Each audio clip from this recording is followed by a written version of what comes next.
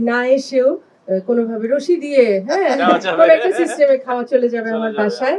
প্রথমেই শুনেছেন যে সোহেল মেহেদী ভাই আসলে আমাদের সঙ্গীতের পথ চলাটা অনেক বছরের একসাথে, কিন্তু উনাকে আমি শিল্পীর বাইরেও ভাই হিসাবেই মনে করি। উনি কিন্তু বারবার আমাকে বোনই বলছে, এটা নিশ্চয়ই আপনারা বুঝতে পারছেন যে আমাদের আন্তরিকতা বা হৃদ্যতাটা কতটুকু। ইম্পেরিয়াল লাউঞ্জ উত্তরায় হওয়াতে আমার খুব সুবিধা হয়েছে, আমি খুব খুশি হয়েছি যে আমি মনে হচ্ছে যে না এসেও কোনোভাবে রশি দিয়ে কোনো একটা সিস্টেমে খাওয়া চলে যাবে আমার বাসায়। অনেক অনেক শুভকামনা। গানের পাশাপাশি বা শিল্পকর্মের পাশাপাশি আরেকটি বিজনেস বা অন্য আরো বিভিন্ন ক্ষেত্রে কাজ করা, এটা পৃথিবীর সমস্ত দেশে এই প্র্যাকটিসটা আছে, আমাদের দেশেই কম।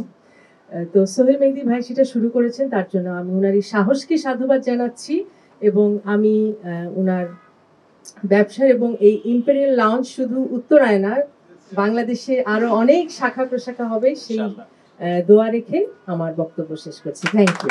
Happy opening day. Ji please